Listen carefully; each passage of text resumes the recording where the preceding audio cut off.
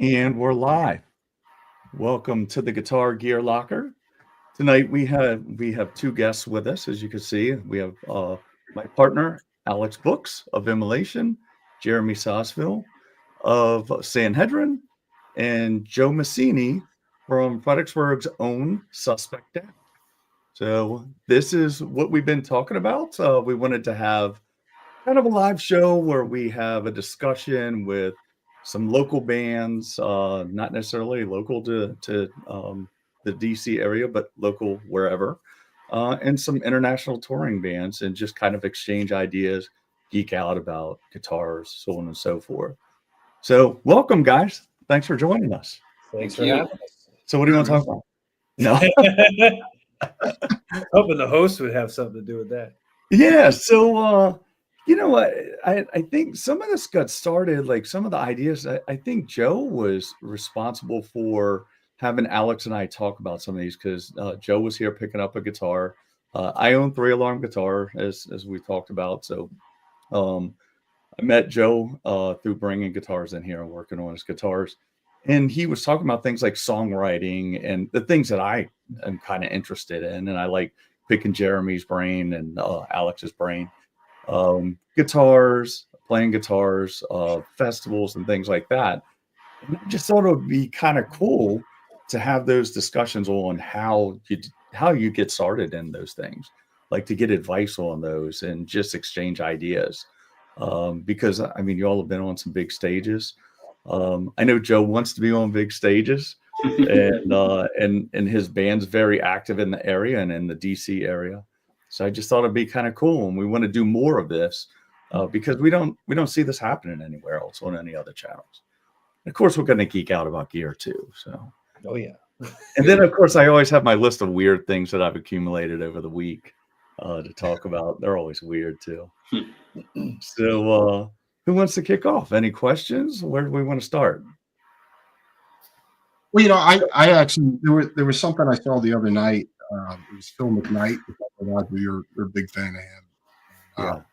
He was talking about who and I didn't really get too much into it, but he was basically talking about the type of people that buy, $40,000-$50,000 guitars, and what makes what is the price point? You stop at what is a good guitar? Like what makes a guitar $40,000? Right. I think it's like handbags with like it's like a forced scarcity and like a look what I got kind of thing. Because I've got some expensive guitars, but like they're just unique and like they're below my threshold that I set for myself price wise, where I'm like, yeah, anything that's, even if I had it, I don't know that I could justify spending five figures on any kind of guitar, no matter how cool it is. Right. But I feel like a lot of people that are buying those, some people think it's an investment, which I would advise caution on, because when you go to sell a $50,000 guitar, your market's going to be pretty small. Very small.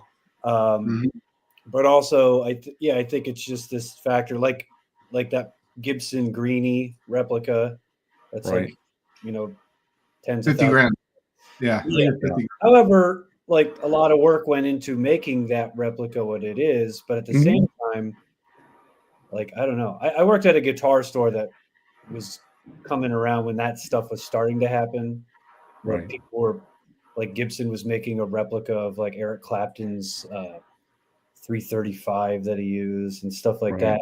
And it was like 3 times the price of the 335 next to it. That was just like the regular model. And you're like, okay, because it's got this, it's like trading card sort of atmosphere to me. Right. Well, I mean, Jeremy, here's an example. Is you own, I know you have a Murphy Lab Gibson, you have Gibson Standard, and the way I look at it is a lot of these like custom guitars, especially with the Relic'ing, you're just paying for the Relic'ing. It doesn't mean it plays or sounds any better than standard, or could, I don't know, but and you have to play the thing still. Because like Right. I remember when I worked at that guitar shop in Manhattan, I would have guys come in, they're like 50, 60 years old, and this was sort of like their retirement, this is like their Porsche. They'd come in and buy like a Gibson Firebird or something. Right. And they would be like, can you play it so I can hear how it sounds? Because I'm not very good. I'm like, you're dropping more coin on this guitar than I could even fathom at the time for myself. Right. And so, it's just like my brother-in-law works for a company that makes like a lot of the big trading cards. And it's I see a lot of similarities where they'll only make a certain amount. They put a certain sort of flair or touch to those cards, and they make only 10. Right. And then they inflate the price, and then the person who buys it, is psyched because they have something that, when their friends come over to drink their, single malt Scotch cigar parties or whatever, they can be like, look at this, It's like a status symbol, Yeah, totally. Yeah. Well, we just saw right now, what's going on is a good example of a lot of people that dropped a lot of coin on guitars as an investment. And there's such a glut of guitars. We talk about it every week on the show. There's such a glut of guitars right now. And I think it really, like, I knew it was going down, but, I like every other guitar guy, I kind of troll Marketplace and Craigslist and all that. And there's a Frankie, and I think it's practically new. It's right here in the county, Joe. I think it's down by you. And it's like, I think it's an odd number. It's like $1,270. And you remember a couple of years ago, those things were 2,000 plus. So I saw that. I was like, wow, things are really heading down. So but all those people that bought the guitars as an investment, not looking so good. Now it'll rebound eventually, but there's such a glut out there right now of guitars. Some really good deals if you're looking to buy some. It's a buyer's market right now. Yeah. But the new side is still crazy. Like the new guitars are still up there. Well, and like I guess the question is, what makes a good guitar? What for me, it's the guitar has got to have, the neck has got to feel comfortable for me, and the tone. That can I get it to speak? Talk the way I want it. To talk, and and I think that a 40, 50,000, like it's a collector's item. It's like an investment. It's not. I want an instrument that I play my instrument. If you're going to have a guitar and you're just not going to touch it, what's the point of having it? There are tools, and they all have different functions. And like we were talking about before, we were talking about certain people, they just like, oh, it's doing this and doing this. And there's certain sacrifices that you have to have with an instrument. Like, to get it, I don't know if I'm making any sense, but to get it, doing the setup or whatever. Oh, it's doing this. Just give and take to certain things, just like adjusting the neck or something like that. And, but, I guess where I'm getting at is price points, and I think that, you can buy a $7,000 guitar, but is it better than that $2,000 guitar that, it can be. Joe, Joe, let's talk about yours. Which one? Well, I mean, where do you want to start? I mean, this is really pertinent to this conversation. Okay, so you're talking about that Mike Ness knockoff, right? Yeah. Okay, so I'll give you the background on it. I'm a huge Social Distortion fan, right? I have a Fender Bassman, but I can't afford that Mike Ness signature Gibson. It's like 10 grand or something. Right. And I think it's 76 Les Paul Deluxe Gold Top replica. So I bought the Chinese knockoff just so that I could have the one with the stickers. Matter of fact, it's right here. I'll show you. It's this one right here, the one with the stickers on it. And yeah. I know the guitar. Yeah, exactly. Guitar. It's a great guitar, but I wasn't going to spend 10 grand on it. So I just bought some good pickups and took it to Roger and said, hey, can you dress this up a little bit? And it plays pretty close to what I would expect. And, and I'm playing Social Distortion songs and punk rock songs with it. So I'm not trying to cover any, Jake E. Lee solos or something from Maiden, but it gets the job done. The tone's pretty close too. So, and that, I think I'm in it for, under $400 for everything. What's the weight on that? Is that a heavy guitar or? No, it's not, Alex. It's like 8 pounds maybe. Oh, that's nice. Yeah. That's a good weight. Yeah, I think my only rule for a guitar is that it has to do what I tell it to do.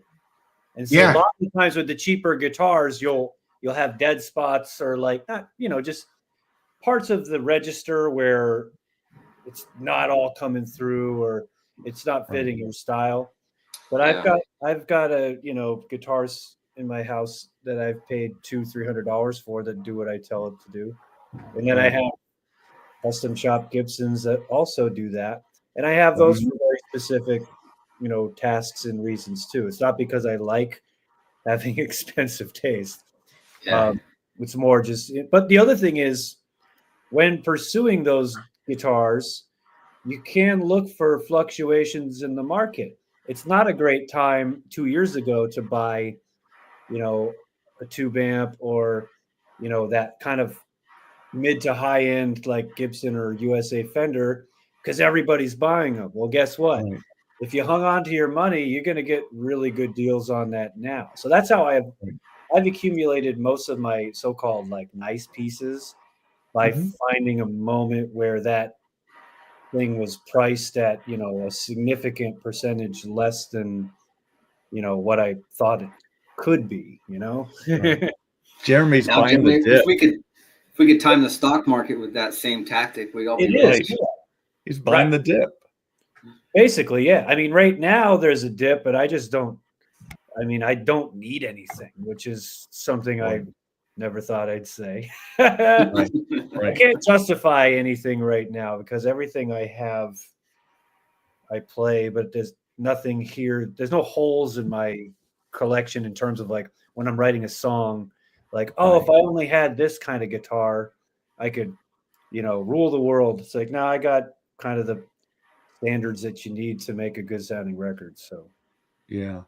Well, and with his guitar that we did, there were fret issues and there were playability issues. And when we did it, it wasn't just pickups. We gutted the whole thing and wired it like a Gibson would be wired. But the other thing is a lot of people are going to be like, oh no, it's a Gibson. He's not misrepresenting it. He's not saying this is a Gibson. He's like, this is my guitar and I like it. And this is the way I wanted it.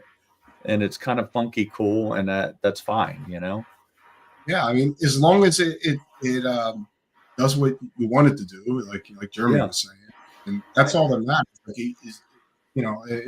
I have guitars that are more expensive, guitars that are less expensive, but they all have their functions to me. And there's not one, just because one guitar is $1,500, the other one's $3,000. Not really like, the 3,000 one is better. No. It's not, they all have their functions, and if they're not, then get rid of the damn thing. It's just like unless you're like a collector or something like that, and that's what you do. That's what your passion is. But for me, they're tools, and like I always quote Bill Steer from Practice. He said to me on tour, he plays these 60 melody makers. Yeah, so he had two of them, and they're 61s. And I was just like, I asked him, I said, don't you checking them in all the time at the airport, don't get paranoid with vintage instrument? And he goes, yeah, but the guitars are meant to be played, man, and it's like, yeah. True.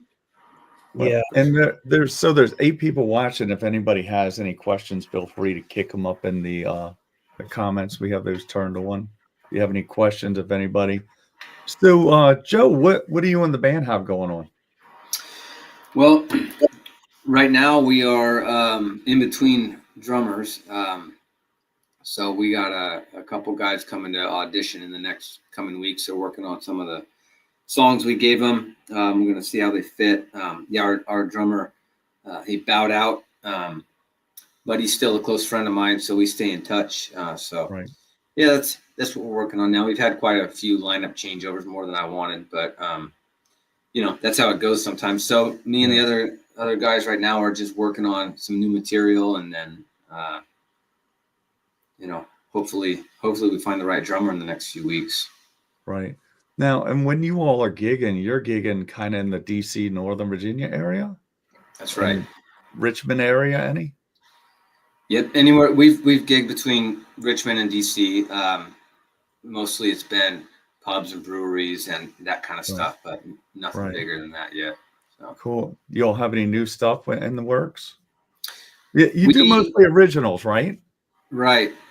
And for me, this is the first time I've ever been in a band that does originals, so I've never really ventured into the songwriting. So I got a few questions for you, Alex and Jeremy, because I know you guys have a lot of experience in that. But yeah, for me, I've always just, you know, covered the songs that inspire me, you know, whether it's classic rock or punk rock or, you know, I grew up on Megadeth and Metallica. So those things are like my first introduction to what music is as a young kid. And if it wasn't for Rust in Peace, I don't know if I would have picked up the guitar, you know. Not that I can play anything to their level, but you know, we all aspire to. So yeah, it's all original music with a few covers sprinkled in. The last song that we did was the first one that I actually got to participate in the writing. So I came up with a guitar solo for a song we did called Darkness. It was kind of a Halloween theme song. Our lead singer is also a guitar player, and he used to play, I think, a trumpet way back in the 90s. And I don't know what kind of band he was in, but he's a very talented musician. He's done all the songwriting for the band. And so I just basically fell in on their first record, replaced their guitarist, and then caught up. So that's about where we're at. Right.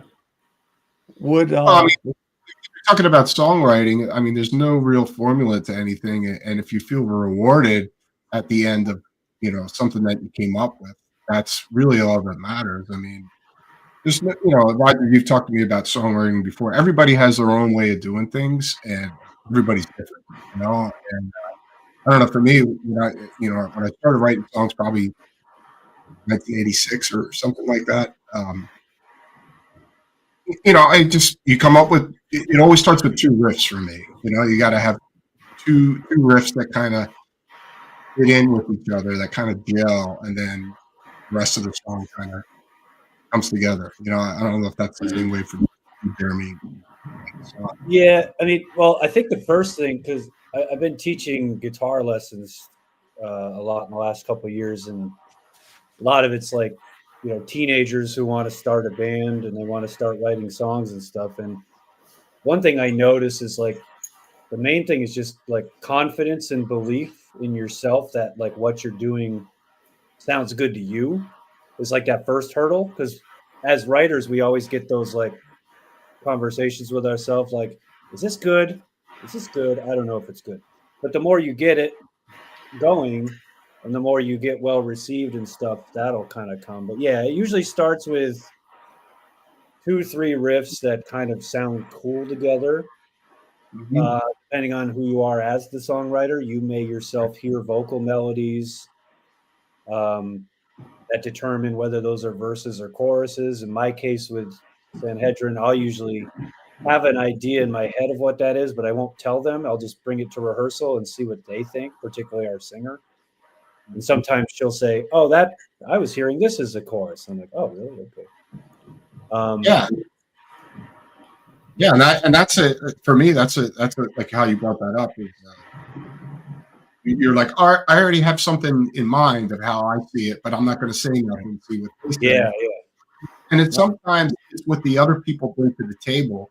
It could change around the whole idea of what you had there, but make it even better. And then you're just like, "Oh, this is even better than what I had planned," you know. And sometimes it could be the reverse of reverse effect, you're still stuck on your vision of what it is and battling. That's okay. I've had songs where I bring it to the table and I say, this is done from the start to the end. We're not changing anything.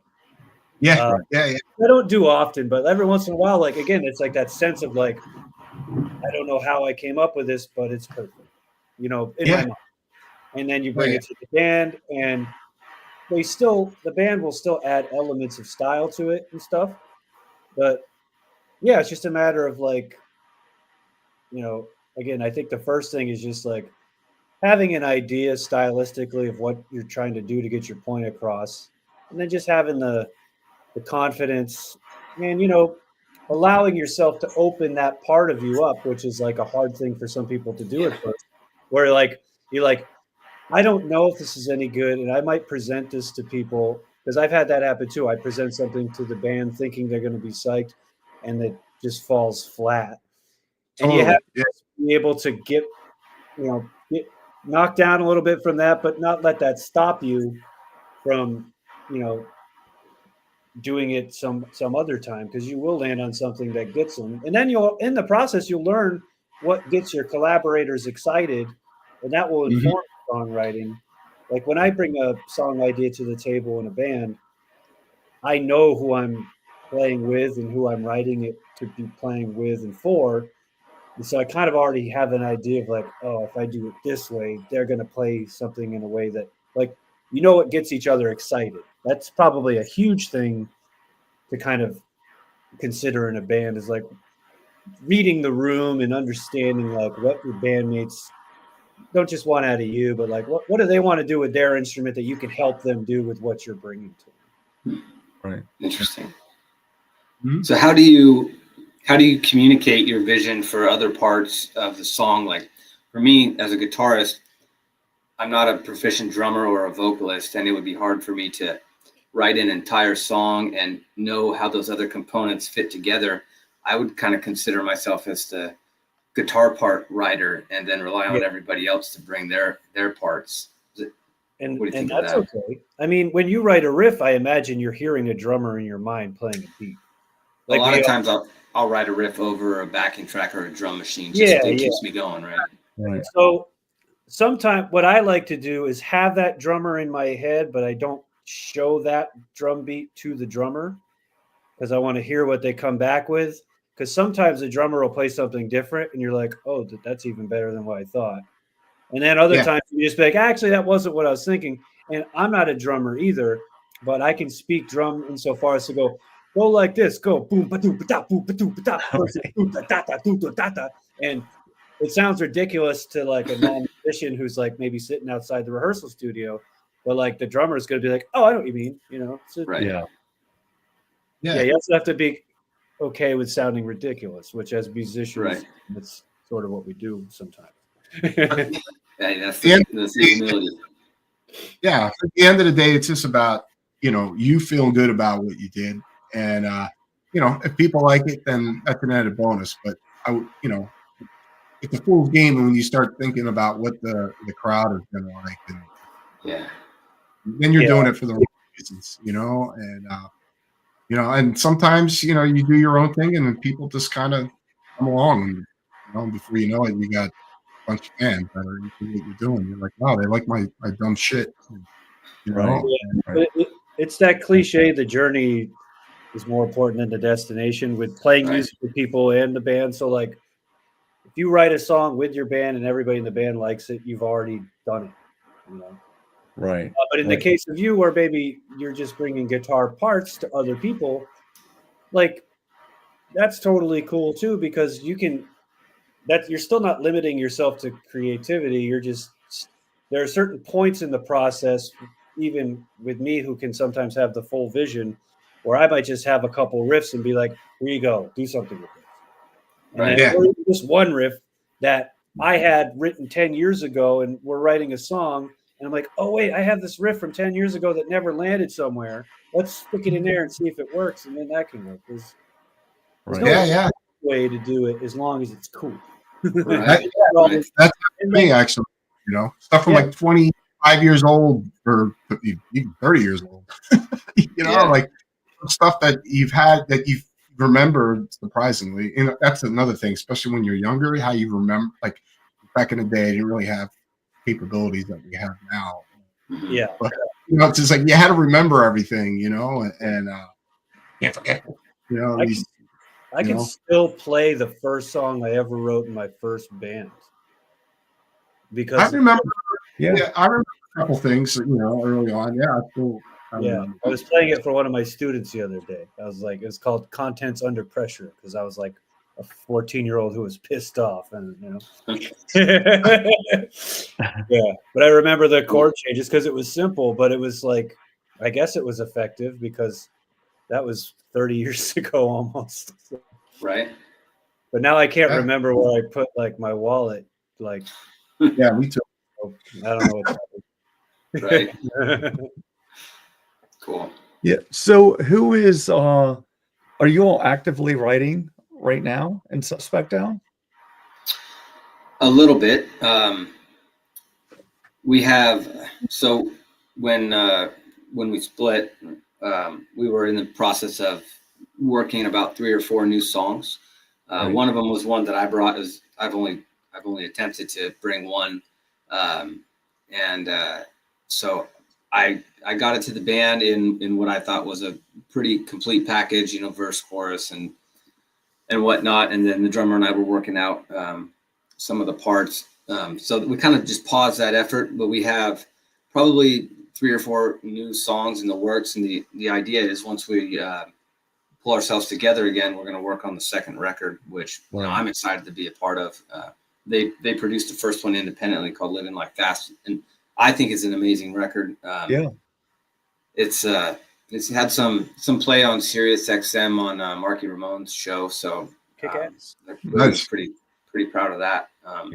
But the songwriting's really good, and the guitar player that I replaced was really good. He had a lot of that down picking tight rhythm, and that's something that I'm always working on improving. So I've spent probably more time working on lead guitar than I should. I should spend more time working on the rhythm, but a lot of us probably fall for that too, because it's fun to shred, right? But the musicians are talented, and as soon as we get back together, find the right drummer, we're gonna keep pushing forward on producing the next record. So right.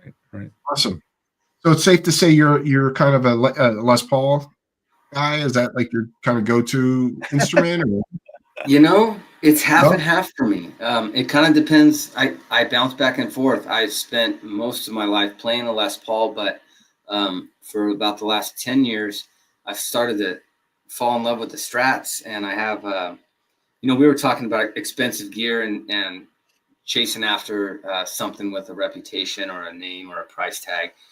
I found a 96 Strat Plus on a Craigslist deal in North Carolina when I was living there, and I picked it up for a really good price, just a few $100, and I fell in love with it. And I just the tone coming out of that, and then the Fender blues amp that I have, it was something that I'd never really explored because I'd always stuck with something with double humbuckers. That was it for me. I never explored anything else. But when I started playing that, it just like opened up a whole new world of tone for me. And I of course it got expensive because I wanted to get another one and, another amp and get down that rabbit hole. But I found it's just, for me, the best guitar is just one that I'm compatible with, that when I play it, I don't got to fight it. It just does what I want. And I found that both in a Les Paul and in a Strat. So I bounce back and forth. Right. The Strat Plus you're talking about, is that the ones that they had the it's like a metal nut? It's like it's got the rollers on it and stuff, right? Exactly. Yeah. I had one of them. I had a silver one, and it had the it was like bass sensor pickups or something. It is. Yeah. I had one of those guitars. I actually had the nut removed though, but I had a regular nut put in because bone nut, because it just, I don't know, because it also, I played thicker strings too, and it just wasn't fitting in. And new nut on there. Yeah, great guitar though. And we're getting ready to work on something else, right, Joe? Yeah, that's the one. Is that the one? I'm getting. I want to put different lace sensors in there. I want the whole thing to be black. It's got this kind of perloid sparkly pick guard. It's not really my style, so I got my hands on a black version of those pickups. So I'm going to bring it to you and see if we can. Yeah. And it needs a setup too, so action's a little high. But absolutely, I'm going to bring that to you, Roger, and see if we can. Well, I mean, you know, I like funky black Strats. Right. I know that one of yours. I haven't forgot about it. That thing that's sleek. It's so funny because every person that walks in here, they look at it and they literally say the same thing. They're like, "What's the story with that black Strat?" Yeah, Jeremy, it's all black. Everything's black on it, but the strings. Huh? Really? Yeah, it's kind of a demo guitar that I built. It was a I've talked about it before. It was something that I think it was a Guitar Center special. It's made in Mexico. It was called None More Black, but then they put a big ass chrome humbucker in it. I remember. So I changed everything out that was chrome and put all black in it, and I made a pair of single coils or a set of single coils to go in it, and then it's like it's my demo guitar of demoing different things. So it has a treble bleed, and then I get asked every once in a while about kill switches, the LED kill switches. So it's a black Stratocaster, all black with a big ass white LED in it on a Strat. A black LED, that'd be cool. Yeah, that would be cool. But yeah, it's just a funky, cool guitar, and I think when I've had a couple people look at it, and some people have actually tried to buy it, and then they play it, and they're like, "Oh, it sounds like a Strat." And I'm like, it's very Stratty. Yeah, I did pick up to the 64 Strat spec.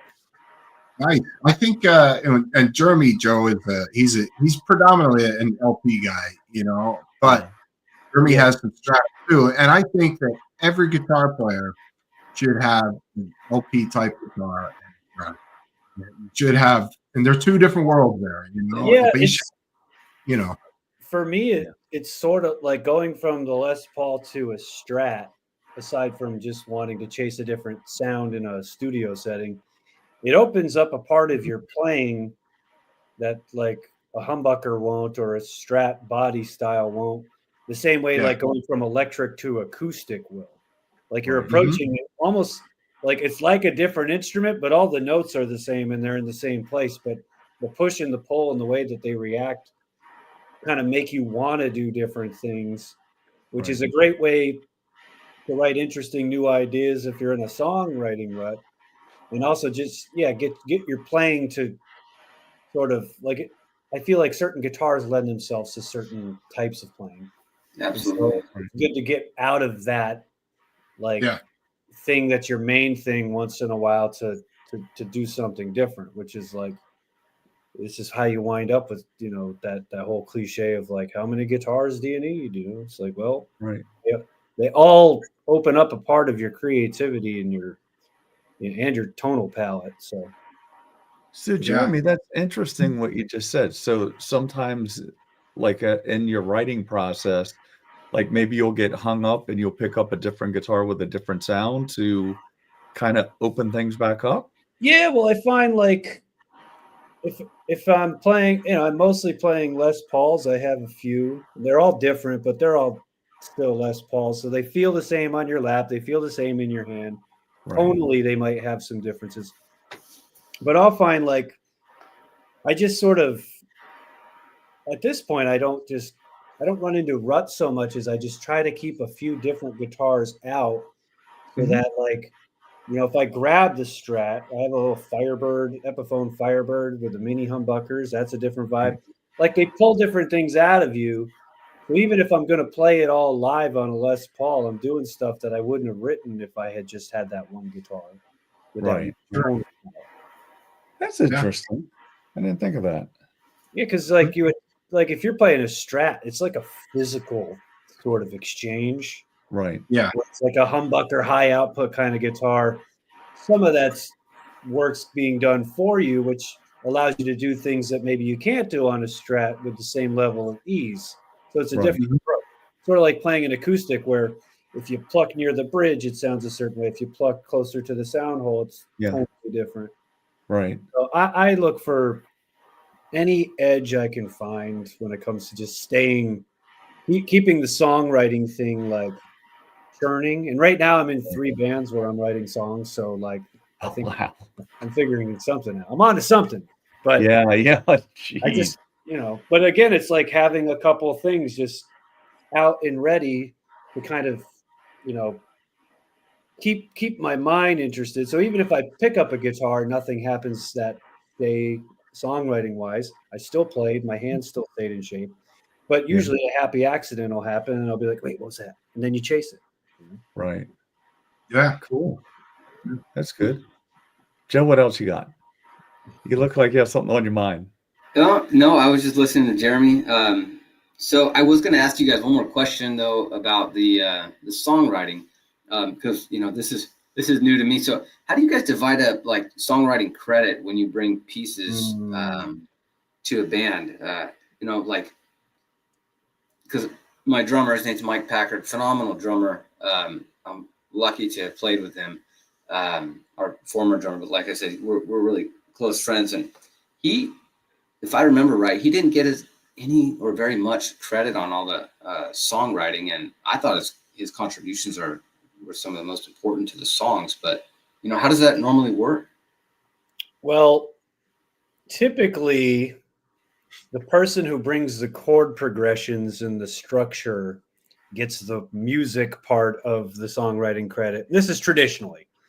And then the person who writes the lyrics will get that portion. So it's half and half.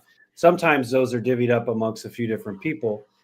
Because the drums are not a melodic instrument and a lead guitar solo is not a guitar chord structure, if all you contributed were those two things in a traditional arrangement, those wouldn't necessarily count.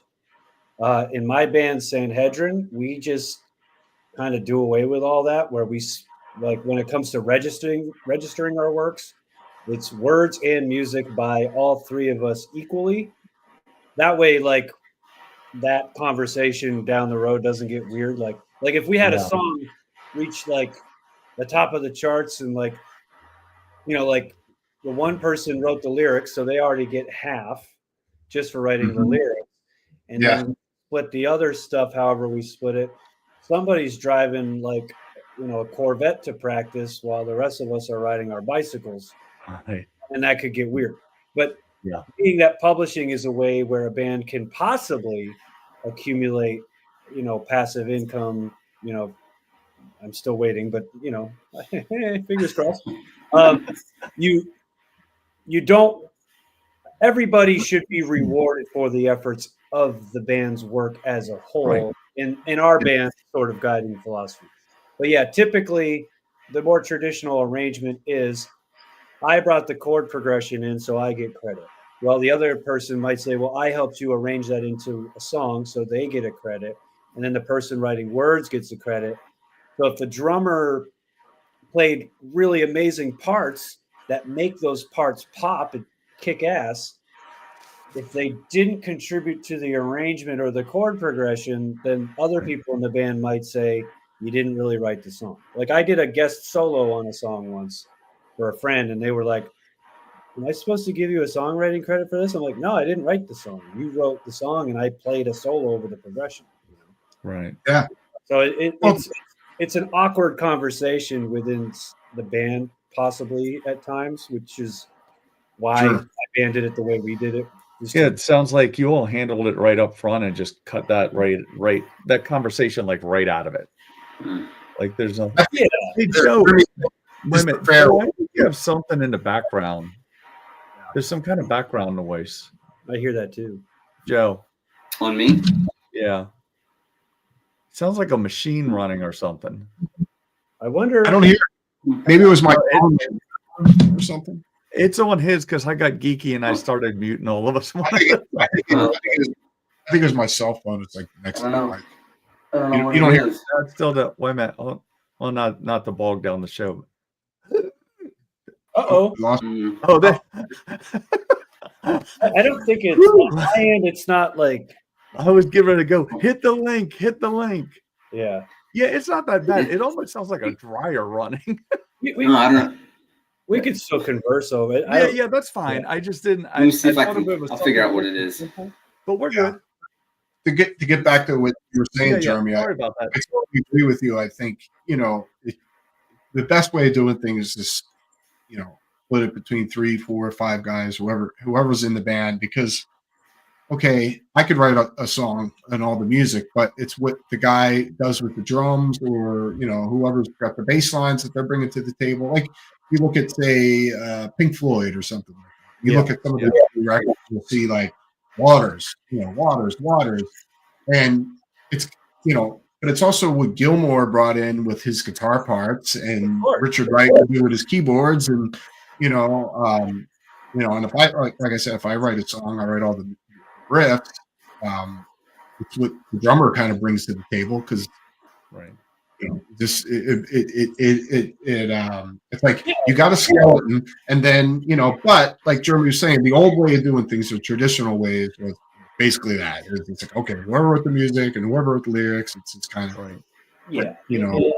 and every band conducts its business its own way, not just with that, but everything. So there's no right or wrong way to kind of do stuff like that, or any kind of business affairs. I mean, there are some wrong ways, I'm sure, but like the way that there's no formula that works for every band. Every band has its own like existence within the structure of the world around them, Right. Yeah. But it sounds like that's a conversation you have early. Yeah. Right. Yeah. Or somebody's going to get hurtful feelings. Well, assuming, something happens again, like nobody's buying records really to the extent that, they were, 20, 30 years ago. So that like there are certain revenue streams that have disappeared. And so if you can kind of, in our case, I figured like, if we all have a songwriting credit, like Sanhedrin just got, we're going to be, one of our songs is going to be in a movie next year. Really? But the 3 of us wrote the song. I probably wrote most of the music, and I'm the only guitar player, so I wrote most of the chords and stuff. Right. Erica wrote all the words, but Nate, our drummer's contributions were, super important, as they are for every song. Right. And that was on our first record. But yeah, we just started it for things like that, where it's just like, you don't want to be arguing over scraps, which is what we're kind of at, where it's like, it's not like $5 million is coming in. It's like, let's just make it easy. Everybody splits. We all work in our own way to make this band thrive. So let's like, whatever we take in, it's just an even thing, whether it's tour revenue, t-shirts, publishing, like we split it 3 ways just to make it easy, because everybody contributes. Right. Yeah. Now, been together for 10 years, and probably, that's the attitude that has helped keep us together that long. Right. Does that seem to be the, do more bands do it like that, or is it just a hodgepodge? Is it all over the place? I don't really know. I think some bands do. I mean, like, but like the best way to find out, I found, is when you get like a guitar tab or something. Right.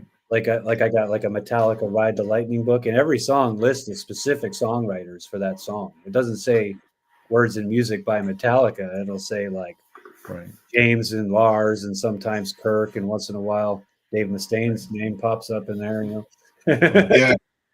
But yeah, so it just depends. I know I think Tool does it that way, where everybody gets an even split. So it's not unusual to do it that way, but it just really depends on the relation. I've only ever been in bands with people I'm friends with. So like, if I was joining a band that was like a professional situation, I would possibly change my approach to be like, hey, I don't know you guys from last week. Yeah. It's a different thing. But if you're in a band with your homies, it's like, let's all just, rise together. Mm-hmm. Right. Now, do you see, And this is just from talking with a lot of bands that come through. Do you see more bands running as a business? Because you mentioned it early on. It's a business. You're in a business together. Do you see more bands running as a business, or just a bunch of people playing for beer money or whatever? If you're asking me, I would say at our level, you have to have at least that in mind. So I would say that money does not inform creative decisions for the band, but it is always discussed because it Right. takes money for those decisions to come to fruition. You need an album cover, you need somebody to make it for you. They're going to cost money. You want to make a record, you got to pay somebody in the studio. That's going to cost money. You want to go on tour, you got to rent a vehicle. That costs money. So, like, you have to be smart about it, but you ultimately, like, when we're writing songs and we're in the rehearsal room, that also costs money. Like, we're it's not informing the music, but you have to run it like a business, at least to the extent that it can function and continue to, grow. Yeah. Yeah. Yeah. Well, and I think, I mean, especially at the level you all are playing, it's a business, right? But I try to talk to people that are performing locally, and I would argue that's a business too, and I think they're missing out on opportunities, Yeah, I see right? that. I think they're missing out on, like, they're spending gas money, they're spending money on setup, spending money on guitars and all that, where if you were a business, those are things that you could take advantage of certain things, on the tax side, for instance. Well, yeah, I mean, you have to blend those worlds. You got to keep, the passion and the creativity there, but you have to also be aware and conscious of money, and what it takes to go out and do what you do, And so, I mean, for me, I'm always thinking about money, when I go out. As much as I love doing what I do, money's definitely on my mind. Well, I Right. see it. So, and you're thinking of ways like, okay, how can we get to another level? And the more money you do make, the easier it is for you to go out and do things the way you want to do it. Like whether it's a stage show or whatever. It enables you to grow more. And I Right. think carry out your craft. Do your craft even better. Right. I don't know if that makes sense, The way I see it is like when you consider all the money we spend on gear, all the time we spend on practicing, honing our individual crafts and practicing the songs with our bandmates, Right. why wouldn't you also just want to be maximizing the returns of that? Right. Not for profit per se, but just why not just take it a little seriously? Like, I'll see bands where, like, they show up late, they goof off, they have crappy equipment, and they just get drunk at the show and they're happy. And I'm like, you guys spent all this time to rehearse, and you're like, this is the extent to it. You're going to turn it into a joke? Like, yeah, Right. that's having integrity in what you do. right. Well, there's a time to have fun, and me and Alex have had lots of fun before and after shows on tour, Right. joking and busting balls with our friends and stuff. But like, it never gets in the way of like if you want to take a band from being a local band, and I don't know, Joe, what your band's goals or what your abilities to do that with everybody's grown-up schedules and lives are, but Yeah. just taking it seriously enough where every opportunity you get is just maximized, because it's just more fulfilling, I find, to play the best that you can play in a setting where everybody feels good when they walk away. It's those 412 cabinets feel a little lighter when you're carrying them after a great show. Yeah. Yeah. Right. Right. Hey, I'm gonna throw in the Crotians. How's it going? Thanks for joining us. We're missing Cheesy Cheech. Oh, He's left us hanging. Cheesy Cheech. listener. Yeah. I can't see how many people are watching right now. We have 7 right now. All right. There's 7 watching. Welcome, So- everybody. Yeah, and I know what there's a couple times I think I kind of get us bogged down on. I'm sorry. Go ahead, Alex. No, it's funny because as soon as the live show is over, then everybody jumps on it and watches. Yeah, that is true. That's true. Yeah. I think I get so I get to talk to people and see different people, and I had a younger performer come in here, and she was I talked about this in the last show, and she's performing locally, and she's probably going to be big one day, and she treats it like it's a business. It's her job. And she's got and I think the younger people do a better job at this than we do in our generation. That they maximize everything. Like, it's a business deal. They maximize the tax benefits and so on and so forth. And that's why I always get the show bogged down with that, because I'm like, why isn't it? I never knew you could do this because I was a government employee and just, going and being Mr. Fireman every day. But then I opened up a business. I was like, holy crap, there's this whole thing like write-offs and, this whole other world that I've gotten to explore. Trouble. I see the 5-finger flag on Joe's wall. Yeah, there you go. Yeah, for sure. I got that the last time they came through maybe 2 years ago. They played with Megadeth at the Jiffy Lube Live. Nice.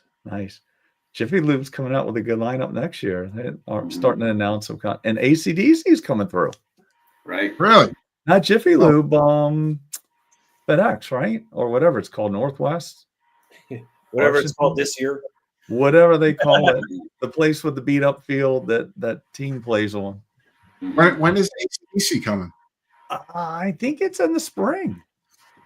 Oh, okay. Yeah.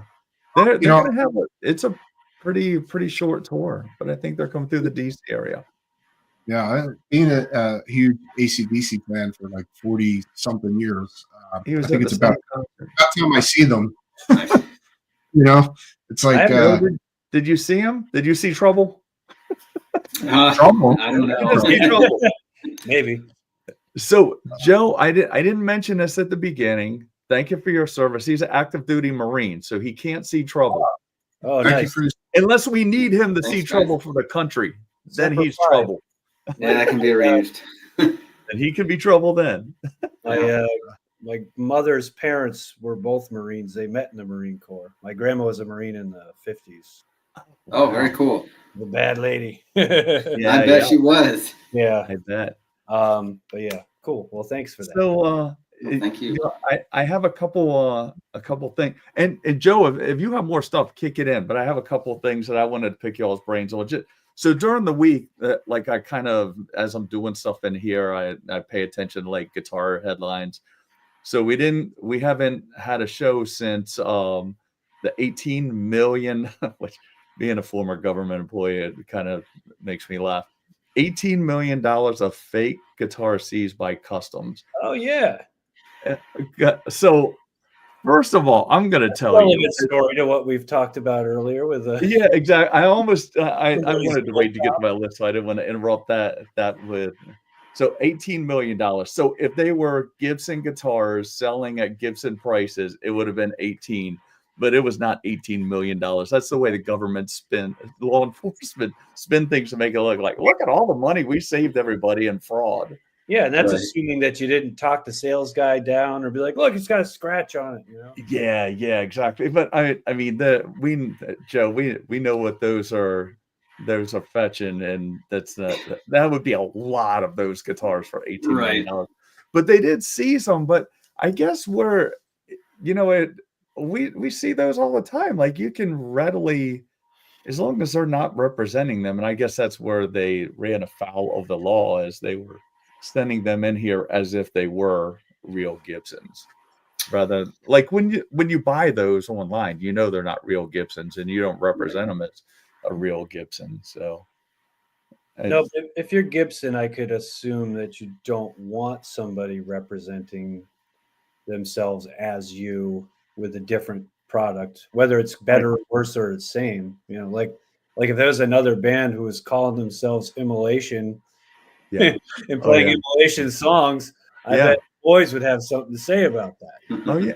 Well, yeah, and so don't get me wrong. I'm not saying what they're doing is right, but you can go Right. out any day of the week and buy one of these things and just get it shipped to your house. I wonder though if this was their way of setting like sending a warning, like we're not going to tolerate this anymore, which is going to drive the price of Gibsons through the roof. So you got a collector's item now, right? Yeah. Well, and here's the thing. I think that they're like, if they didn't put, and Joe, you can correct me if I'm wrong. You didn't buy it because it had Gibson stamped in the headstock. Nope. I mean, they could ship it in here without Gibson on the headstock and still make money on them. I don't. They probably should, and then sell you a little decal kit. Yeah, right. Yeah, you could get those any day of the week anyways. I mean, if you had to have that, but I think the people are just buying them because you can make them into something pretty decent, So I bought mine just treat it as a platform, put those new pickups in and get the Mike Ness look going. And what pickups did you put in it? Seymour Duncan P90s. Okay, the noiseless ones or the regular ones? The regular ones. Yeah, my man. Yeah. You always hear the difference, man.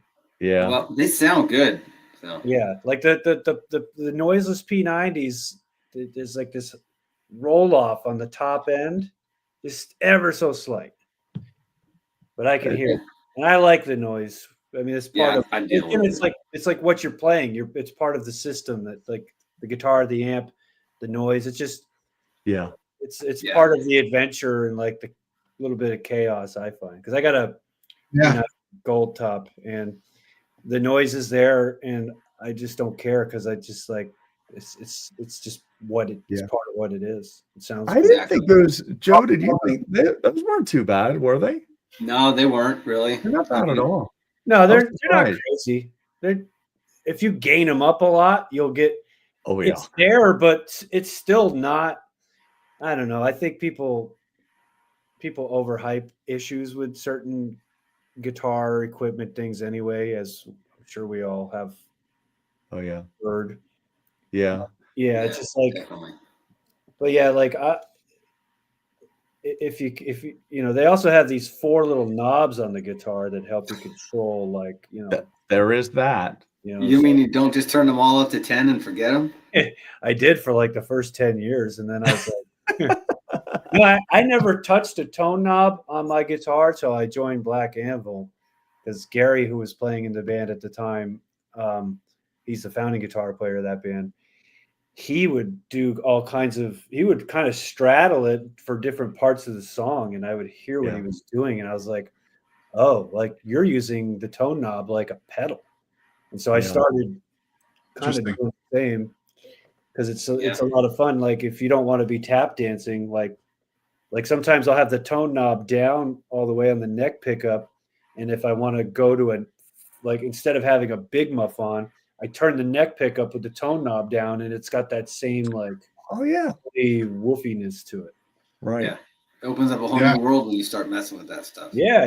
You get a million sounds just out of your guitar in like one amp tone. Of course, we still have all the pedals and all the bullshit. Yeah. I think it should be like a prerequisite to learn what that stuff does before you buy a bunch of pedals, because a lot of guys just jump straight to the pedals and forget about the controls on the guitar. Yeah. Yeah. Well, it's really in the hands, If you, No, it is. Don't have that, some guys think, oh, if I buy this processor and this amp, I'm going to sound like this. And one thing I've noticed generationally, because I teach a few teenagers, is that when you turn the volume up on an amp, they get taken aback by it. Whereas it was something when I was a kid, I would be like, like I turn up an amp in my room. Like the other day, I had like a little, this kid, we were doing pretty well for a few months on like playing stuff. So I was like, oh, let's start the lesson off today. I'll show you some amps and what different amps sound like. And like I got some stuff going on like fairly loud, but not even that loud, not stage volume. And his eyes would be like, oh, it like startled him. I was like, we got to fix this.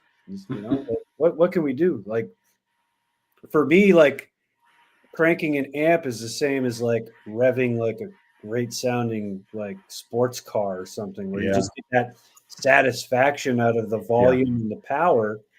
Yeah. People are playing through like little computer boxes, which, you know, I know I'm going to sound like an old guy or whatever, but I don't care. But like they're modeling sounds based on something they heard on a record into a box versus using the modeler to model an amp in a room that they're accustomed to hearing, and it shows. Right. I've bands doing that where they have a modeler and you're like, you've never stood in front of a 5150 like on 5, you know. It's like it reminds me of there was an interview I saw with Trey from Relic'd, and he was comparing the differences to one album to the next and how they recorded it, and he said analog is alive and digital is dead. You know, and it's kind of like, you know, we were talking about, you know, the processors and all that stuff. I mean, there's nothing like having the power of a great tube amp and just feeling that, you know, behind it. Like you said, like you got like a hot rod or something and you're revving up that car. Yeah. Well, there's also that sense of like, I have to control this. Right. Like, just like, so my wife has a 1964 Ford Fairlane. It's got no power steering. It's got no power brakes. And, you know, when you hit the brakes, you're like, is this going to work? You know, and it does, thankfully. But like the difference between that and like driving a Tesla, I'm sure Teslas are fun, but it's a different thing. But back to the digital versus analog, like the digital stuff has a use case, especially like portability, you know, fly rigs, reliability, all that stuff. Sure. But even the people who use those that are like on the professional level will still tell you like there's nothing that's as like satisfying to the soul as like the amp in the room. Like just doesn't even have to blow your face off. Just the sound and the immediacy of like touching the string and feeling it, you know. And I feel like it's my duty to whatever because this is all phases. I feel like there was the rack mount phase of the 80s and there was this and that's like, so like I feel a small duty to get the kids back into the old stuff. Yeah, that's weird. I never would have thought that because they all, I mean, nowadays everybody has earbuds in, so you think they're all listening to loud music in there or loud sounds, whatever. But it's different than standing in a room and feeling it having it hit you in the face. Totally different experience. Having all the volume here versus having it in the room and the air. Yeah. In the reflections of the room and all that. It's a different thing. I didn't think of that. We have a question. Let's see. Tube amps are amazing, but not many people have a place to use them nowadays. If I use my tube amp on my 3 neighbors would all simultaneously call the HOA and the police. I have the solution. Oh, here we go. The solution. Dun, dun, dun. You get yourself a load box. So this is, you know, if you can afford tube amps, you probably got $300. So I use this when I record, and then I run it into Logic through my monitors with I'll use impulse responses of like 412s that were taken from real speakers with real mics. But then you can use your tube amp. Like I have 400-watt heads here, and I have, you know, an 85-year-old mother-in-law that lives upstairs, and so I sympathize with you, JD. But this is sort of a happy medium where you get to play your real tube amp. This takes the load here, and then out of the front you get the XLR into your software, and then you can use the cabinet emulation. So we're kind of still in the digital realm. Well, just to get the feeling of and the immediacy of the tube amp. And let me tell you, you know that's money right there, because I would take a happy mother-in-law over cops and a HOA any day. Like, you don't piss off the mother-in-law. JD, it is. So the company is 2 Notes. They make a few of these. This is the entry-level one, and you can buy them. I got a 16 ohm one because all my cabinets are that too. So whatever you run your heads at usually, because you only have one input. It takes my 16 ohm input. There's a through if you want to still blast your cabinet, and then there's a 20 dB attenuator. So you can also just use this to turn your tube amp down, because I have a non-master volume amp here that like you have to fucking smash to get dirty. It's from like 1973. Right. And I use this to make it so I can play it manageably and not kill myself or get killed by my wife or my mother-in-law. Yeah, I have something similar to that, Jeremy. In my Fender Reverb, I forgot what it was called. I think it's called an air brake or something like that. Goes, power brake. Yeah. Yeah, those are cool. Yeah, I can get a pretty good tone at a low volume with it. When otherwise, I mean, it's a 40-watt combo, and if I want to get the tone that amp is known for, I got to have it pretty high. So exactly. So like I have I got an old high watt, an old Sound City, and even though the high watt is a master volume amp, it wasn't designed with the idea of being a high gain master volume amp. So when you the power section of that amp still kind of kicks in pretty early and does a thing. But if you play that indoors somewhere like this room, my home studio here, like you'll just, it won't be fun. It's so loud. But I can plug it into the torpedo thing here, run it into Logic, and then I bought for $9.99 from this company, York Audio. They do a bunch of impulse responses of cabinets. So I have a high watt cabinet with Fane speakers with like 7 or 8 different mic combinations to pick from, so I can get sound still. But I'm playing through my monitors, which is a little less fun, I guess, but it still gets you that sound and that feel. And it's a great way to kind of get familiar with your gear before you go into a real studio, to kind of, because playing through your monitors and like recording and demoing is like a different experience than what you think you're here when you're in the room. So sort of a way to get through that too. Right. We have Alex, this is Cody. He's been on here before. He renamed himself Trouble. Do you guys have any input on the EVH 5153 50-watt sheath amp head? Do you mean Stealth Trouble? I think it's Stealth, but it's a sheath. I think I have Stealth. one right over here, but it's not a 50-watt, a 100-watt. You have the Stealth, Alex, or do you have the regular one? I have the 100-watt Stealth. Yeah, I have I have the one I think you sell that, or no? It's on the chopping block, but I still have it. So I have that amp, and I have the Stealth. Okay. The 50-watt, I don't have any experience with the 50-watt. I'm curious about them because I know there's something special about 50-watt. They don't sound like a 100-watt amp. So I'm curious. I'm more curious about the EVH 50-watt EL34. Oh yeah, me too. I never played one. Check one of them out. Right. The Stealth is what's that? Alex, are you almost exclusively EVH with amps? Now, yeah. I know that's what you have there, but I didn't know if you had. I really love, Fender, Twin Reverbs, and I like those amps. For like clean stuff or whatever. I love Marshall. I love all kinds of amps, but predominantly EVH. Are you not running the Triple X's live now? Still? No, we're strictly EVH. Nice. Yeah, now EVH. I swear by them, and they're pretty diverse. I mean, you can actually get a lot of. You can get some cool bluesy stuff out of them too. It's not just all gain. You can dial them in, but Stealth is super high gain. It's like, so I don't know if you're familiar with the Stealth, Jeremy, but the blue channel is like blue channel.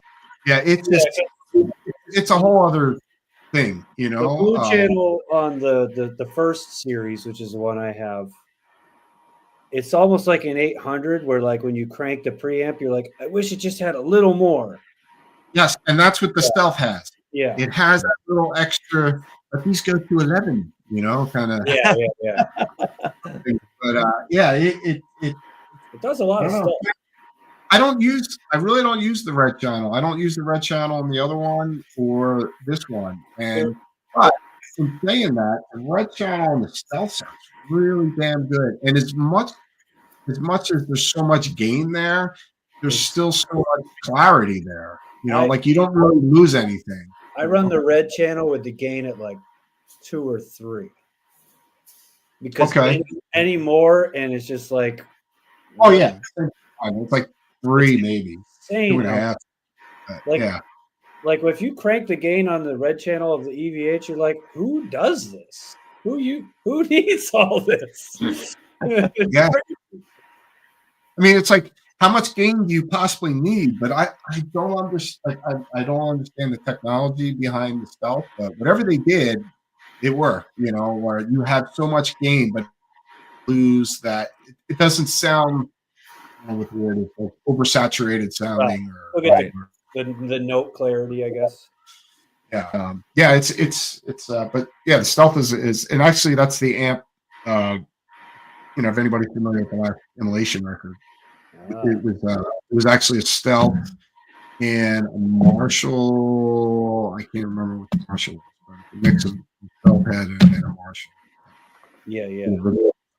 Yeah. For anyone who's just getting into recording guitars, if you could record 2 complementing heads and cabinets at the same time and blend them to your liking, that is the move.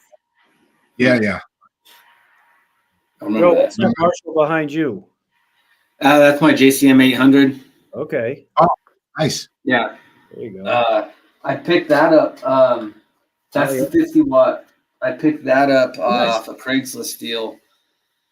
A couple of years ago, before prices jumped up and went back down. I got that and the cab for, I want to say it was like around $1,000. That's not bad. I jumped on it. It was a funny story, actually. I was trolling Craigslist looking for this stuff because I just had to have a Marshall JCM 800, and that was the one that popped up. But it was a couple of hours away. But it was in a town that my friend lived in. It was actually in Virginia Beach. So I called him up and I said, "Hey, you got to go get this for me right now. I'll get you the money." He goes, "No problem, dude. I got it." Nice. So he went right over there and got it. I'm glad he did, because there was probably a dozen people right behind me waiting to get it. So yeah. I got lucky. Yeah. Then just a couple months ago, the guy that sold it to me kept my number, and he goes, "Hey, dude, I'd really like to have that amp back." And I go, "I know you would, man, but it's mine. I'm sorry, I can't let it go." I'd like to have it more, buddy. He goes, "I'll give you $3,000 for it." I'm like, "It's not for sale, man." $3,000? Yeah. It's like, dude, you can get a different one. That's the thing. Like, if you get a piece of gear that connects like that, then it's like you can offer me whatever you want. Like, what am I going to do when I don't have this anymore? It's like somebody coming up to my house and being like, "I'll give you, 20, 30% more than your house is worth," or whatever. I'll be like, "That's great, but then I got to find a house." Right. Yeah. That amp, it's just, I have this 76 Les Paul Custom, and it pairs well. I don't even use pedals with it. I just plug it in straight, and it just gets that tone you're looking for. So. Yeah, I have a combo like that. Like I have a 2005 Les Paul Custom that, when it's paired with this Ampeg tube head I have, like I got one of those those Lee Jackson Ampegs, I guess known as, from the early 90s. Yeah. And that amp doesn't sound great with everything, but with that guitar, it's like, this is me. Like it's like perfect. And again, not a traditional, like, super expensive piece of gear, that head, but it does what I tell it to do with that guitar. Right. Yeah. Right. Yeah. Alex, what did you have? I'm sorry. You said you had stuff for your list.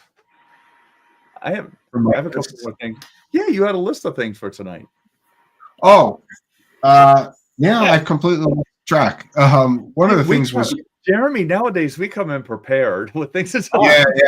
I'm now like he loses his list. It's like when you go to the grocery store and you leave your list on the table. Yeah, I had to show him when he was over here last week. I had to tell him what I always look at over there. I said, "There's my list."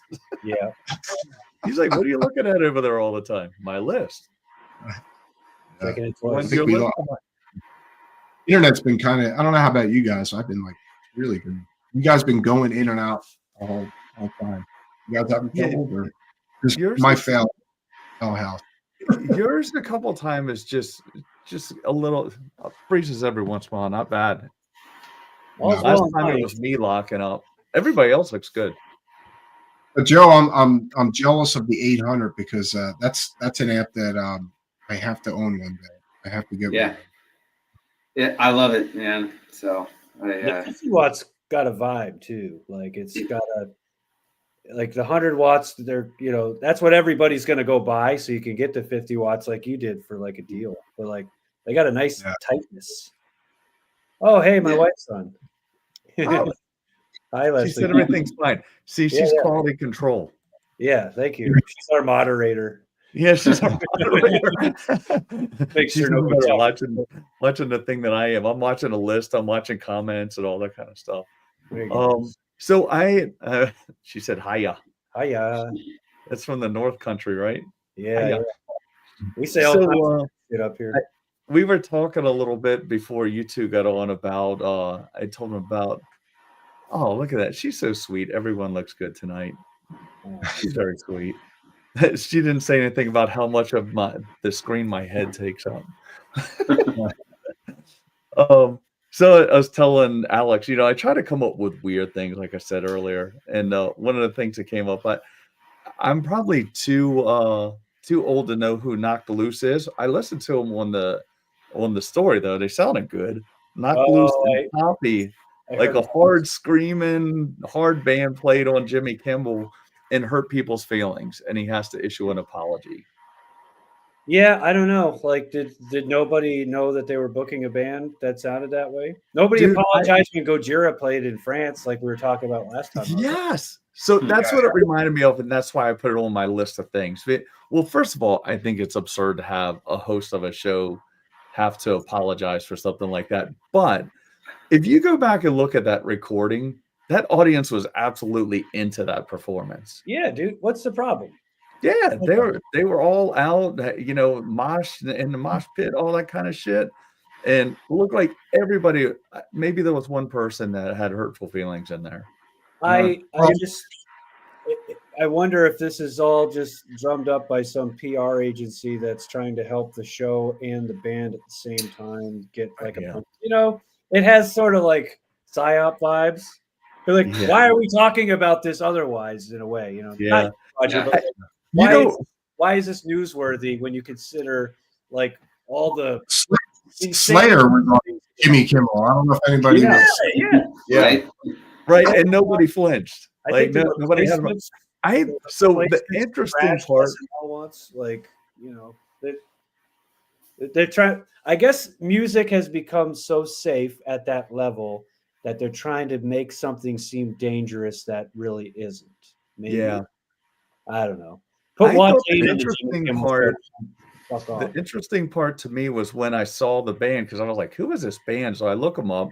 They actually sounded pretty good, but one of them is a female vocalist, and she's in like this white dress and like screeching. And if you saw her on the street, you'd be like, that voice didn't come out of her. But and not in a bad way. She sounded good. But they didn't fit the mold. I'm sure people looked at them and they were like, look at them. That looks like a fine looking young lady and young man up there. And then they just like went for it full tilt. You know what it is? Bass kind of music. I think it's gonna help the band. Sure. It's gonna help the band. And it's just kind of like, I like when I was a kid, like Black Sabbath. Oh my God, it's scary. I was a little kid, and my uncle had the Black Sabbath records in the 70s, and it's just like, this is scary. I gotta have it. It's just like Venom and Slayer came out. I was just like, well, gotta have this, this is scaring the shit out of all the parents. And Well, we talked about this on an earlier show, Kiss on Paul Lynde, and my dad going like, what the hell is that? Just made me want to listen to him more. Well, I remember. I would think at this day and age, extreme. It's not like when the birth of extreme metal in the 80s, things are a lot different. But nowadays, I think people are so much more open-minded to all kinds of music, which I think is great. And I don't think that extreme metal is so much of a taboo anymore, No, but so I'm surprised to hear about. You told me about this earlier today. Yeah, I wonder if that means like who's watching Jimmy Kimmel now versus like 10 years ago before so much of our entertainment was on the internet. So many young people are mostly online. When I say young, I mean like people even like our age and younger. So maybe late night TV just has like a really older, like, 60s, 70s demographic. And then these people come on screaming and they're like clutching their pearls and I'm going to write a letter to the network because that's what you do. Yeah. Like that. Well, I don't know, man. I'm getting up there myself. I'm past my mid 50s and I thought it sounded good. And I listen to hard stuff. I don't watch Jimmy Kimmel though. I'd rather apologize for watching him. yeah, right. The man was good. Jimmy Kimmel sucked. Being on the show. Yeah. So that was mine. And so the other thing is, and I with four of us in the screen, it probably wouldn't look proportionate, but did you see Les Paul came out with the Studio Sessions guitar today? It's actually not bad looking. I think it's going to replace the Classic. Is that the blue thing I saw, I think? Yeah. There's a blue one, but there's also one with black pickups in it. It looks pretty good. There's more of a, I can try it. You all feel free to talk amongst yourself. I could throw it up there. Well, I'm curious. And what is this guitar? I'll show you in a sec. Alex, that's one of your... Yeah, it's not bad. I see the black one. It's got binding on the neck, but not the body. Hold on, I'll show it up here in a second. Everybody's watching me look through my bifocals here. Busted. Oh shit, I can't pull it up. Hold on. Yeah, I didn't realize I have to watch these things back to put chapters in it. And I didn't realize how many times I have to look up in the sweet spot of my glasses. All right, hold on. That day's coming for me soon, I'm sure. It sucks. I hate wearing glasses. All right, let me do a share here. Present. We'll see if it can put everything on here at the same time. Hey, there you go. What did it do? Oh, there we go. All right. Okay. Yeah, there you go. So I think the black one looks kind of cool. Yeah, I think so too. That's the one that caught. Says the metal guys, This is going to replace the Classic, I think, is what I read earlier. Yeah, it's about the same price point. Excuse me? It's about the same. It looks yeah. The back got that heel joint, I think. It looks like kind of like it's like joint. Let me go up. I just think it's kind of. Oh, here we go. Yeah, that's a cutaway right there. So that's like their moderns, I think, right? It's like the modern. Yeah, they have, yeah. And does it have a thinner body too, or is it full thickness? I don't think they reduced the body in them. Oh, okay.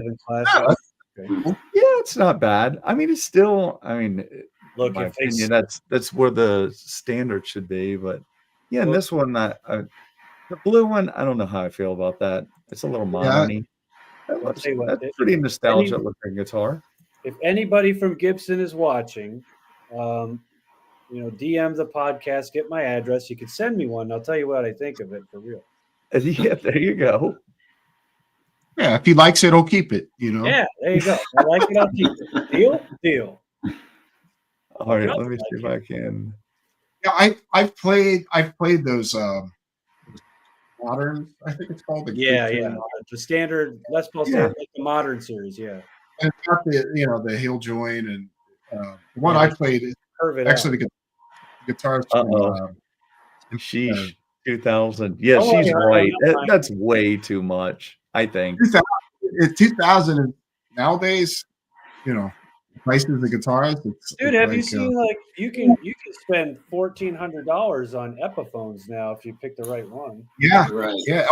LTDs $2,000 now. Yeah.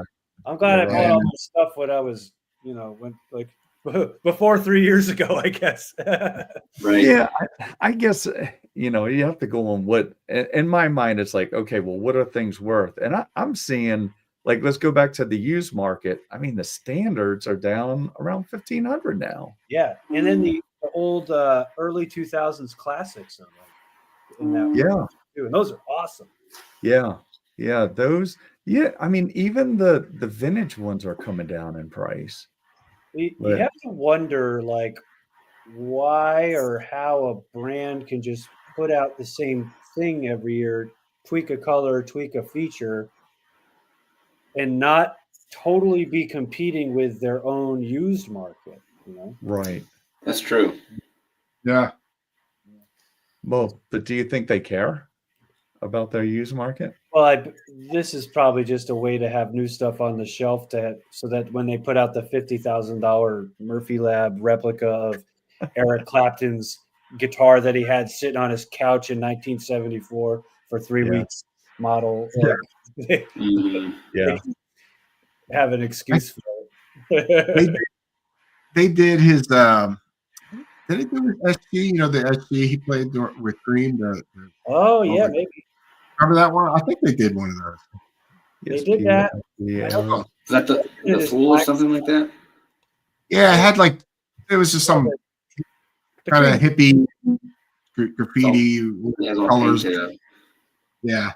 Well, what? That guitar would the new studio session. I don't know if Gibson has thought about this or not, but if they went with robo tuners on it, it would probably sell better. Oh, get out of here! Who's got a tomato? I couldn't give a straight face, and I noticed that. You were like, I was like, "What are you doing?" Yeah. Everybody watching, just close the window. Yeah, right. Yeah. Well, nobody said we went to -3 viewers. Yeah, right. No, it's must have a virus. Oh my God! Yeah, that was not their. Yeah, that was probably that was their rock bottom moment. I think was that era, the end of that era, like the 2010s.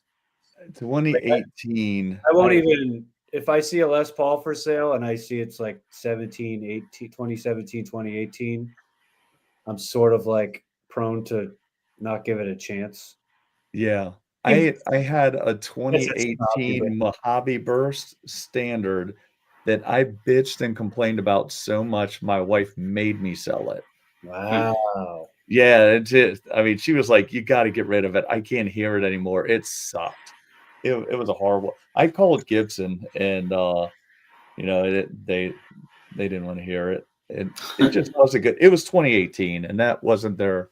Well, they were about to like depose their leader and go to like a whole new regime. The new regime seems like they're doing creative stuff. They seem like they're guitar player oriented again. Yeah. A lot of the ones I have are like from the early 2000s, and there's just, to me, there's some magic in those ones for some reason. Yeah. So how do you Murphy Lab, which is what? That was 2020. Well, that's a 2022, yeah. I played it for about 3 hours yesterday, so it's doing good. Yeah. No, that guitar is great, but I will tell you that the Kluson tuners, now Gibson doesn't make those, but I've had some issues with the Kluson brand tuners to a point where I want to probably get something else put on there. It's not the hugest deal because it's not currently a live guitar for me. It's like, so Joe, backstory, on my 40th birthday, I'm at Irving Plaza playing with my good friends in Immolation with my band. And then after my set, my wife meets me backstage and presents to me a 56 gold top reissue Murphy Lab that 20 or so of my friends and family chipped in to get me for my birthday. Wow. So, Yeah. So that is actually technically my favorite guitar, even if it's not the one I play the most. Yeah. Because when you open the case, you're like, oh, right. Fucking people love me. Amazing. Yeah, there you go. That's the best. But yeah, I think that guitar is awesome. I have 2 other custom shop Gibsons from the early 2000s that are both awesome. The production stuff, I've had stuff that I've kept forever, and I've had other stuff that I've kept and sold. So Yeah. So I got everybody. Oh. What does everybody? Is there an era that you feel best guitars were made in a certain era, or do you think we're making better guitars now? I think it just depends on. Well, I think there's never been a better time to be a guitar player. More or less. Yeah. The availability, the barrier to entry is super cheap. You can get a guitar and an amp that stay in tune and play pretty well for like $300 combined. Yeah. You can record on your computer.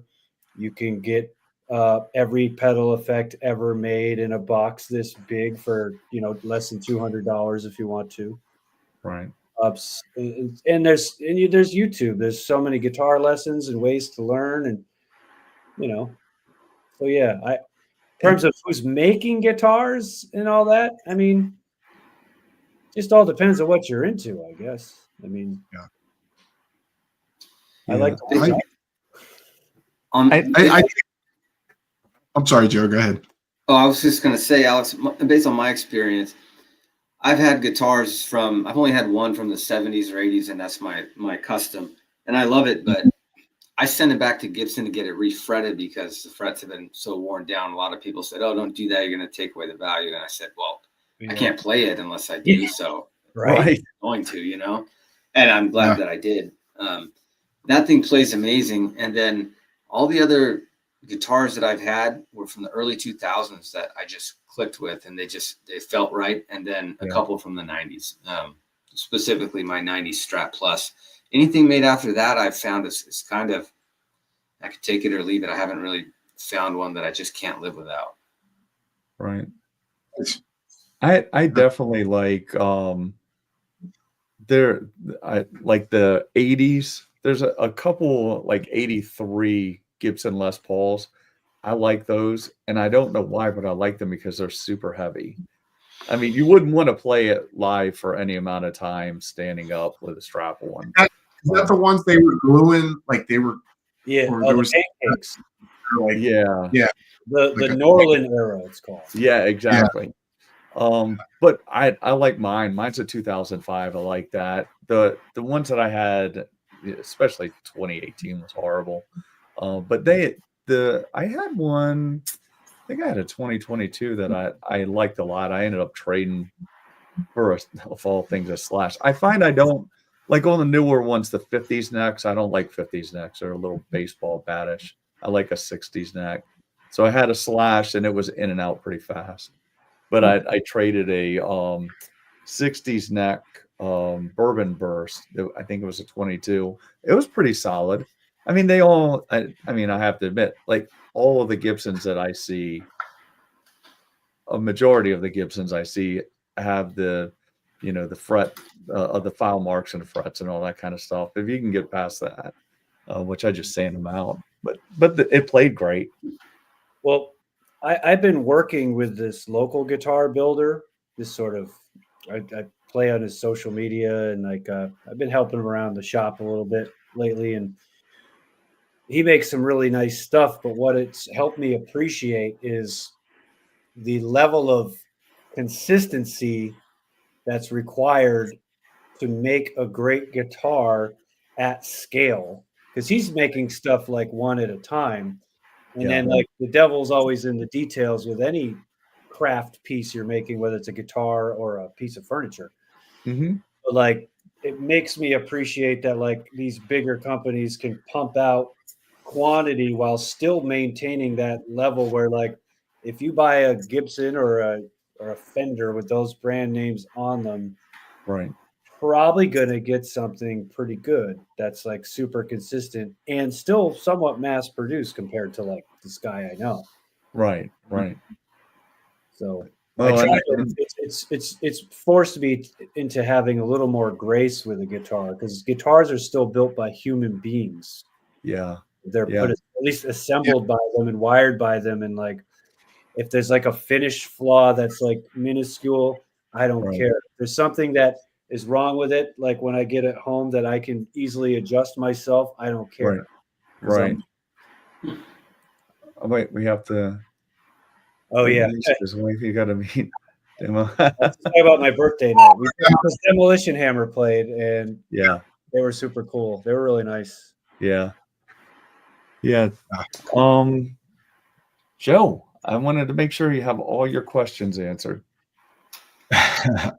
Well, to end it on the guitars real quick, I'll just say that I feel that nowadays some of the best guitars are being made. There's a lot of great, small companies out there that are making, amazing and handmade guitars, and I think pushing things to another level. Even to get back a little bit to the relicing thing, I saw this interview with John Cruz. I don't know if anybody knows who John Cruz is. He was one of the master builders of Fender for years.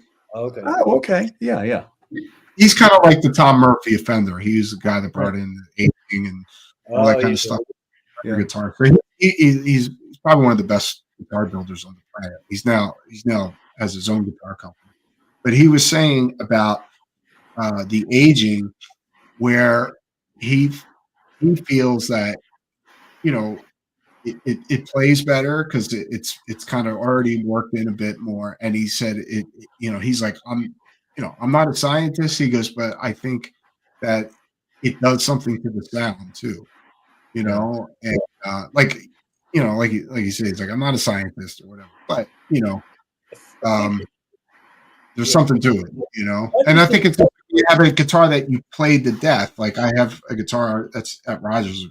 We're finally going to bring it back to life. It's my my late 80s ESPs, a Strat, and that guitar, that's got tons of tours and hours put into that thing, like where the neck is just it's home to me, Right.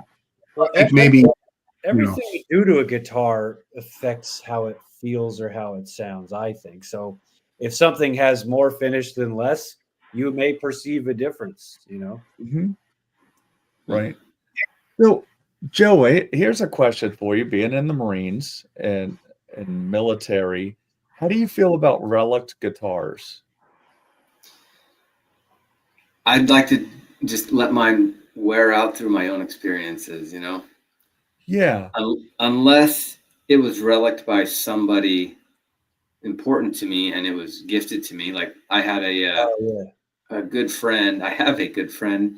He doesn't play much guitar anymore, but he ran a cafe and did a lot of open mic night stuff. And he would always teach, new students how to play. And he was a phenomenal guitar player.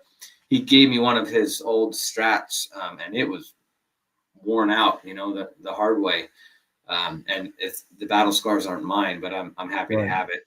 I don't think I would get a Relic'd guitar for the sake of having it. But if I picked it up and it played well and I was compatible with it, and I just, if it felt right under my fingers, whether it's Relic'd or not wouldn't matter to me. Right. Well, and I purposely asked Joe that because I think military and public safety were kind of cut from that same OCD thing where you don't like dents and scratches. And I have people look at, like, my new guitar's Relic'd. It drives me crazy. It lightly Relic'd because I like shiny things. But, people say, like, I mean, if I ding something up, I've come to grips with it. That's the way it's going to be. But that's kind of the way my mind is wired. And it's not just, I tell them, that's not guitars. I don't like dings in my cars. I don't like dents in my car, scratches. I just don't like things that, like, I don't know. I think it's a public safety military thing. Like, we're always like, keep everything clean, keep your gig line straight, and everything shiny and perfect. I definitely used to treat my instruments that way, but as time went on, I couldn't avoid all of the nicks and dings in it, and then I just stopped focusing on it. But I definitely used to share that same approach for sure. Yeah. I've noticed the longer I've been away from public safety, the more I don't care. I don't intentionally try to beat things up. I don't want to beat anybody else's stuff up. I don't want to own somebody's refinish for sure. But yeah, I was curious to see what you would say, because I can see that there are definitely, the public safety, because we have a lot of public safety and military in this area, in the DC and Richmond area. And you can definitely see a difference. There are guys that come in here that say, please don't ever clean my guitar because they want it to look seasoned. And I get it. We had those in the fire service also. Yeah, there's something to that when you're doing the relicing from working the guitar. There's the battle scars there. Well, there's a difference in relicing and cleaning are two different things, because I have that's what I'm saying. My 2005 Les Paul, I bought brand new, and I've taken it all kinds of places. It's got miles, it's got scratches, it's got wear. But you can bet that when I restring it, I polish it, and I get that fretboard nice and clean, because I want to play the thing. Yeah. Like if it's grimy, I personally like grimy strings, grimy fingerboard. I just I hate it. So no. Well, and I think, and Alex knows this. This was kind of a family thing. I just my brother had brought down something from his father-in-law that had passed away, and I have another one of his guitars here, but it's a '92 Strat, made in Mexico Strat, that's been hanging on the wall 15 years and was still in tune. So that was good. But it has like that. I mean, he's no longer with us, but it has his scratches on it, and he's from Texas, so it has a Texas sticker on it. All that cool factor stuff kind of on it. He also have an old PV amp and a Blues Junior, and they both work great too. I may end up being the owner of some of that stuff. Well, I have the Murphy Lab. I have is ultra light age, they call it. Yeah, it's basically a new guitar that got put in a case and never touched for years. So it's just checked. Yep, that's what Fender calls it, a journeyman. Yeah, but the neck is very checked, and it does have a cool feel. Yeah. Now, does it feel as broken in as like a 56 that somebody took out on tour for 10 years during the 70s? Yeah. But it's got a cool feel to it, and it's unique, Do modern guitars relic? I have a 91 Charvel, and the finish has outlasted the frets. Oh, I bet you. Well, a lot of poly finishes won't relic the way the old nitro ones did. Right. Yeah. In terms of putting wear and tear on stuff. Oh, man, 90s. 80s Charvels are nice. Early 90s are nice. I love them. I got a Charvel bass too. Yeah, that's cool. What else you have, Alex?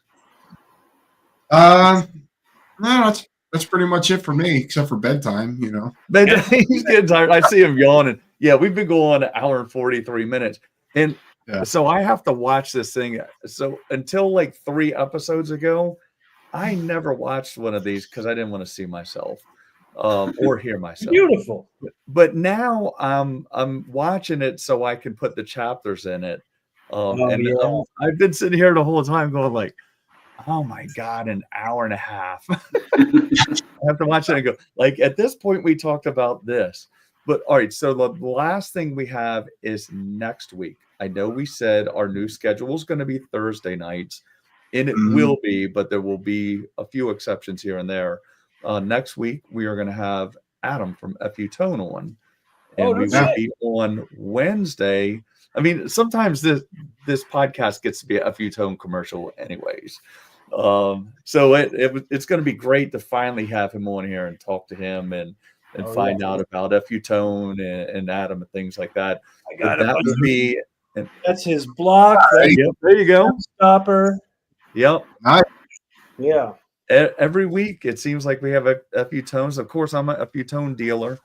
So next week we will be and I will start announcing this tomorrow on the Facebook site and all that, and through our social media. So next week it will be Wednesday at 8 p.m. because of availability of Adam and his schedule. He has a lot going on. He's all over the place. So we were able to nail him down. We're lucky enough to have him next Wednesday. He may be busy, but he answers every email. He's great. Yeah, he does.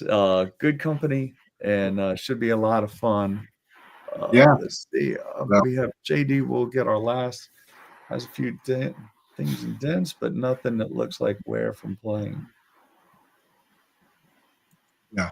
Well, that I think that is like what Jeremy was saying. It has a lot to do with the finishes, the paint. Yeah. It's probably the finish checking, right? Yeah. Well, the finish, he's saying it seems like his guitar is not relicing as much as he wants it to, considering how much he plays it. But it could be that Charvel used a really durable finish for your guitar. Yeah. And maybe your playing style is just such that, if you play with precision, you're not necessarily, banging away at it like Rory Gallagher or something. Then, because I don't play super hard. Most of my scratches are just from bumping into things or whatever. Yeah. And that's even on Gibsons, where it's like a nitro finish. And so you could probably take it to somebody to have them relic it for you, but then you're telling a different story with your guitar at that point, like Joe was saying. Well, and I think I misunderstood that. So I've talked about this a couple of times. I have a Model 6 that comes in here frequently for servicing. Yeah. And it has the same thing. It has, dents, and you can see pick scratches in it and all that kind of stuff. But it doesn't have the checking on it that those old nitro finishes will have. Yeah. Oh, it's poly, he said. Yeah. That's it. So I have a Charvel from 87 that's like been in my family since 87 because it was my dad's first. And when you take it out of the case, aside from two little spots on the top from when I probably nicked it with something, it looks like a new guitar. They just, whatever they did on those guitars, they just, those finishes are pretty impenetrable, which is cool. I mean, in a way, it's good. Protecting your investment by having it hold up so well. Right. Yeah, and some of it is, what you could do that with the nitro by, changing the temperature fast. Going hot, cold, hot, and if you go from like a 20-degree trunk of your car, and then immediately go into like an 80-degree like gymnasium and just open it, you could sometimes see this shit happen in real time. JD, if you're wanting to do things, I would check it out with the poly first. But check on a website called Glue Boost. They sell something on there that is meant specifically, for people that want to have their paint checked, and it reminds me of, just some sort of spray that you spray on there that, gets it super cold and gets the paint that you're basically getting the finish to crack. But before I did that, just look at Glue Boost and their site. They have a lot of cool stuff on there, but that's one of them. But it's something that I would probably check with somebody that's better with finishes. I'm not that guy. I hate finish work. Do a little bit of it, but not good at it. I don't do it a lot because I whatever. It's a lot of work. You have to be super talented to do that kind of stuff. So I would check with somebody that knows polys and that kind of stuff and how it will react to that particular product. And maybe Glue Boost can help you if you contact them. They're very responsive too. I deal with them. They sell a lot of things to do drop fills and different glues and things like that. So hope that answered that one. So yeah, I think so we're right at an hour 50. And if nobody has anything else, if everybody wants to hang out while we close it out, and we will be back next. We thank everybody for joining us. We'll be back on next Wednesday at 8 p.m. with Adam. And feel free to subscribe and hit the little bell so you'll be notified when we have new things coming out. We appreciate you watching. And thank you guys for joining us tonight. Yeah, thanks Yeah, for man. Yeah, thank you guys.